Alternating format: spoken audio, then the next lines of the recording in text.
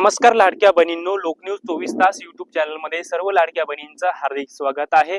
तर मातांनो आणि बहिणींनो, मुख्यमंत्री माझी लाडकी बहीण योजनेअंतर्गत राज्यातल्या 92 लाख महिला राज्य सरकारच्या माध्यमातून अपात्र केलेल्या आहेत। या 92 लाख महिलांच्या खात्यामध्ये आता मुख्यमंत्री माझी लाडकी बहीण योजनेचे 1,500 रुपये येणार नाहीत। आता या 92 लाख महिलांमध्ये तुमचा नंबर आहे का हे सुद्धा मी तुम्हाला सांगणार आहे। मग आता तुम्हाला हे मुख्यमंत्री माझी लाडकी बहीण योजनेचे पैसे येणार का नाही येणार, हे पैसे येण्यासाठी तुम्हाला कुठलं काम करायचे आहेत, राज्यातल्या ओरिजिनल लाभार्थी महिला किती आहेत, आता कोणत्या महिला पात्र कोणत्या महिला अपात्र, मग बऱ्याच साऱ्या महिला म्हणतात की आता मला पैसे येणार का नाही येणार, हे आम्ही कसं बघायचं, तर तीच माहिती मी तुम्हाला या व्हिडिओच्या माध्यमातून सांगण्याचा प्रयत्न करणार आहे। तर नमस्कार, लोकन्यूज 24 तास युट्यूब चॅनलमध्ये सर्व लाडक्या बहिणींचं हार्दिक स्वागत आहे। सर्व लाडक्या बहिणी एकच विनंती आहे, आपल्या चॅनलवर जर नवीन असाल तर नक्की सबस्क्राइब करायला विसरू नका आणि हा व्हिडिओ शेवटपर्यंत बघा। मित्रांनो, कालच न्यूज चॅनल मध्ये एक मोठी बातमी पसरली आणि ती बातमी अशी की मुख्यमंत्री माझी लाडकी बहीण योजनेअंतर्गत राज्यातल्या 92 लाख महिला राज्य सरकारच्या माध्यमातून राज्याच्या महिला व बाल विकास कल्याण मंत्रालयाच्या माध्यमातून राज्यातल्या 92 लाख महिला अपात्र केलेल्या आहेत। आता या अपात्रतेची कारणे राज्य सरकारने तर सांगितलेली नाहीत, परंतु याची कारणे थोडक्यात मी तुम्हाला सांगणार आहे। परंतु एकंदरीत 2 कोटीपेक्षा जास्त महिला म्हणजे 2,35,36 ते 36 लाख महिला म्हणजे 2,35,36 लाख महिला सुरुवातीला मुख्यमंत्री माझी लाडकी बहीण योजनेअंतर्गत पात्र होत्या। त्यानंतर हळूहळू हा आकडा कमी होत राहिला आणि आता ओरिजिनल जो आकडा आहे जवळपास 1.5 कोटीच्या जवळपासचा आहे, परंतु अपात्र महिलांचा आकडा खूप मोठा आहे। राज्यातल्या जवळपास 92 लाख महिला मुख्यमंत्री माझी लाडकी बहीण योजनेअंतर्गत राज्य सरकारने अपात्र केलेल्या आहेत, त्यांना वगळण्यात आलेला आहे। त्यांना इथून पुढे मुख्यमंत्री माझी लाडकी बहीण योजनेचे पैसे येणार नाहीत। त्यामुळे ही गोष्ट ऐकून मुख्यमंत्री माझी लाडकी बहीण योजनेअंतर्गत लाभ घेत असलेल्या महिलांना धक्का बसलेला आहे। पण आता याचं तुम्ही पात्र आहेत का अपात्र आहेत हे सर्वप्रथम सांगतो। तुमचं वय 18 पेक्षा जास्त आणि 65 पेक्षा कमी असेल तर तुम्हाला या योजनेचा लाभ मिळणार आहे। तुमच्या घरामध्ये 4 चाकी गाडी नसेल तर तुम्हाला हा लाभ मिळणार आहे।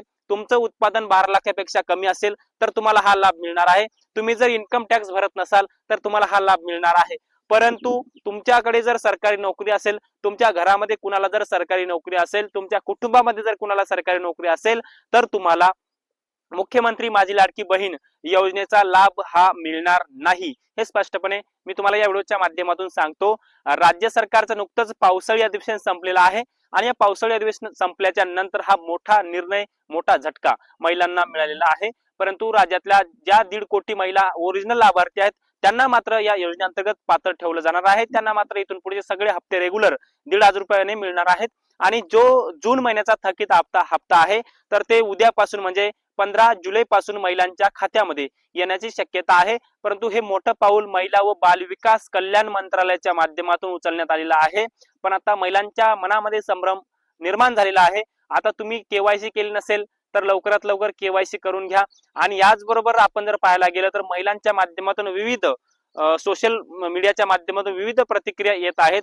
आता ज्यावेळेस निवडणूक होती तोपर्यंत आमचा वापर केला, आता निवडणूक संपली आता आम्हाला पैसे देणं बंद केलं राज्य सरकारने, असं महिलांचं म्हणणं आहे।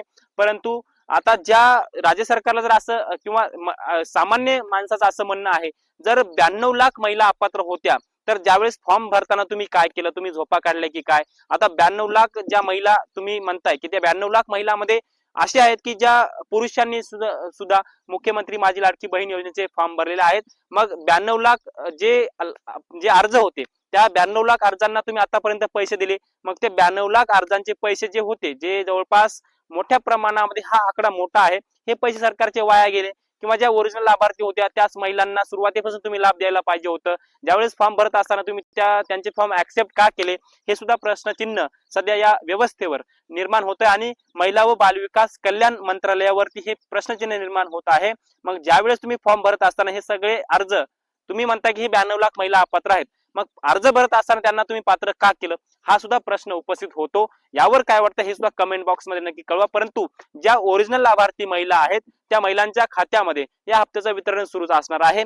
आणि राहिला विषय मुख्यमंत्री माझी लाडकी बहीण योजनेअंतर्गत निधीच्या वाढीबाबत, तर अद्यापही राज्य सरकारने कुठलीही या निधीमध्ये वाढ केलेली नाही। फक्त 1,500 रुपये महिलांच्या खात्यामध्ये पैसे येणार आहेत आणि जून महिन्याचा हप्ता 15 जुलै पासून महिलांच्या खात्यामध्ये वाटप होणार आहे।